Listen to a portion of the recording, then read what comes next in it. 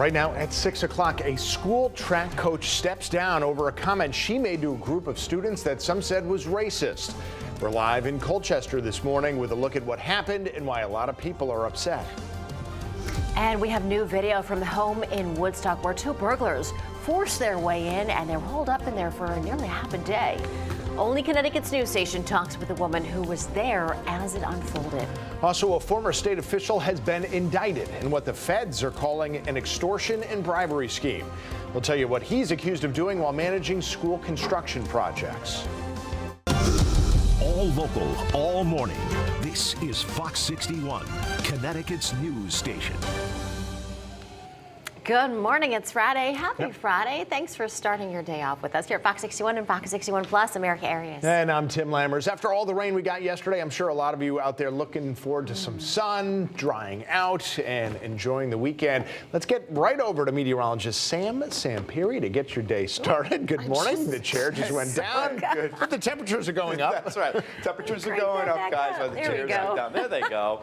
Usually happens to you guys, to me. of course. Happy Friday, and I have good news to end this work week after yesterday's rainy, cold day. We're going to have a nice afternoon shaping up. We're waking up with the clouds starting to break up a little bit. We're seeing gradual clearing sky. 57 Hartford, 60 New Haven. How about everybody else? Well, water temperature up to 57 degrees down in Long Island Sound. The 51 Torrington, 58 Groton, New London, 60 in the New Haven area. Wind out of the north. That's a dry flow, and we see the clouds across southern Connecticut, but gradually will clear out. The mix of sun and clouds today because we have some high clouds building in from the west. We put it into motion. You can see, again, a mix of sun and clouds. No weather problems today. It's going to look nice with the rain really blooming out all the vegetation over the last 24 hours. Your bus stop comfy this morning in the 50s, warm in the afternoon, 70 to maybe as high as 75 degrees. And again, under a mix of sun and clouds. Coming up, I will detail the weekend. Yeah, it's not going to be all that bad. And a nice quiet stretch of weather on your Fox 61 7-day forecast. All the details coming up in a few minutes. Now on over to traffic with Rachel Piscatelli. I love saying that. I know. Italian. Italiano, right? Exactly. All right, good morning, Sam. 6:02 right now, and no incidents to tell you about at this hour, but we are following a couple of slowdowns because of road work that's wrapping up this morning, so that may cause some delays that you typically don't encounter at this time. So we'll take a look over in Windsor this morning. It does, or Windsor Locks now. That looks a little bit better. We had some road work wrapping up. Travel speeds now traveling into the capital around 62 miles per hour, so that looks good. We'll take a look here. 91 northbound out in Meriden. This is slow this morning at 21 miles per hour. Eastbound 84 also slow over in Southington at 8 miles per hour. Live look outside over in Southington this morning. That looks a little bit better now as that road work is clearing. We did have the DOT that was out there kind of clearing those cones. Over in Meriden now, here's that slowdown. That looks a little bit better. It's so funny. I was talking to somebody, Kelly, earlier, and I was telling her that I think this is going to look better at 6:03, and it certainly does. So improvements there on 91. We'll send things back over to you guys. All right, Rachel, thank you. A Colchester middle school track coach has stepped down this morning. Yeah, she's accused of making a racist remark toward a 6th grade student at a track meet in Middletown. We have Fox 61's Brooke Griffin out there covering this. She's live at Johnson Middle School with what community leaders want to see happen now. Brooke, good morning. And good morning to you. Multiple advocacy groups have gotten involved with this investigation as it's continued to unfold. Some of the representatives of these groups saying they're not planning on letting this slide, and they want to see that coach step down not only from that coaching position, but also from their teaching position as well. School leaders say on Monday, William Johnson Middle School and Beeman Middle School track teams were competing at a meet. During this time, reports show some of the Beeman students were allegedly chanting a song near the WJM students and coach that contained lyrics with racial slurs.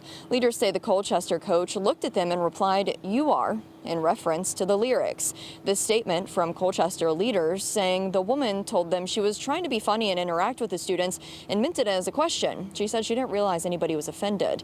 The CT Parents Union spoke against her yesterday, asking for her to resign from her coaching position, of which she now has. They're also calling for her to leave her teaching position as well. These representatives say the context of the song chanting doesn't matter, since an adult should know better about what words they can say.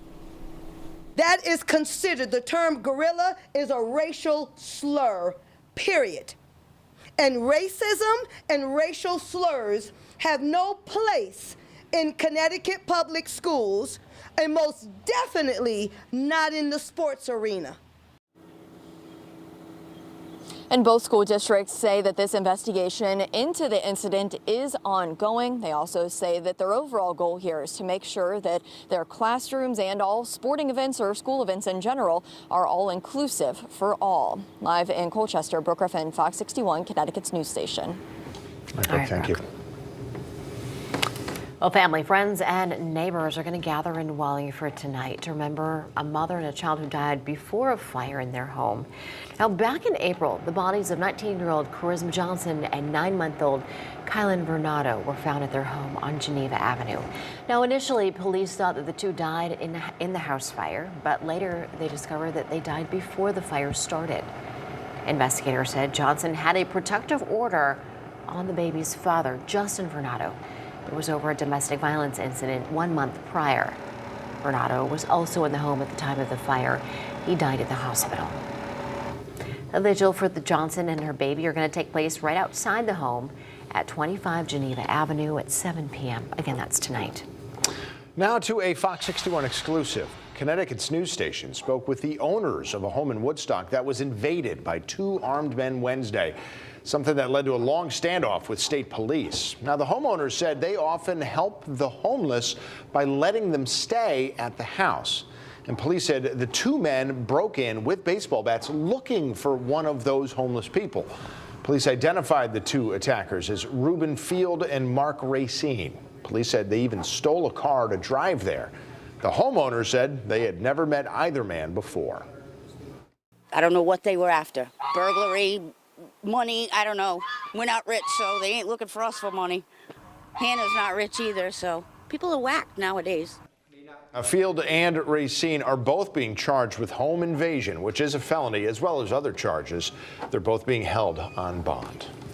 Police are working to identify the person who attacked a worker at the Meriden Mall with a powder. Now, this happened at about 1 yesterday afternoon in the Windsor clothing store inside the mall.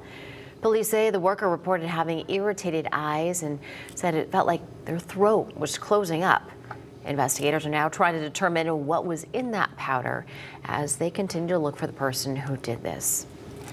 At Hartford, police are searching for the person who shot 2 men in broad daylight. It happened in the 200 block of Homestead Avenue at about 3 yesterday afternoon.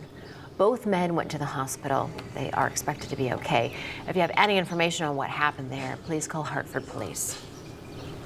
A former lawmaker and top official in the governor's budget office is now facing federal charges. Costa Diamantis was in charge of lining up construction companies for school construction projects, but he's been accused of pressuring and threatening town and city officials to bypass competitive bidding protections and steering them towards certain construction companies. Diamantis was responsible for school construction grants and for offshore wind projects in the state. We're going to give no statement at this time. We just got the indictment. We got to review the evidence, and we could have words at a later date. 22 counts is pretty serious. Thank you. Do you have anything you'd like to say about the charges? Nope. I'm sorry. We got no comment at this time. We just got the indictment. We're going to look at the facts of the case and go fight for our client's innocence. Thank you. Now, Diamantis faces 22 counts of extortion, bribery, conspiracy, and false statement offenses. He pleaded not guilty. Right now, he's free on a $500,000 bond. The governor's office released a statement reading in part, quote, "The governor has been clear. He has zero tolerance for malfeasance and corruption in government," end quote. The governor did remove Diamantis from his governmental positions back in 2021, back when the accusations first surfaced. You can read the full indictment on our website, fox61.com.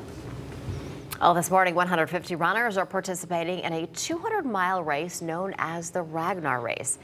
So the race goes from Groton to Boston over the next 2 days. Runners began stepping off from Eastern Point Beach about an hour ago, and they're leaving in groups, with the last runner slated to leave by about 12:30 this afternoon. You're looking live right now.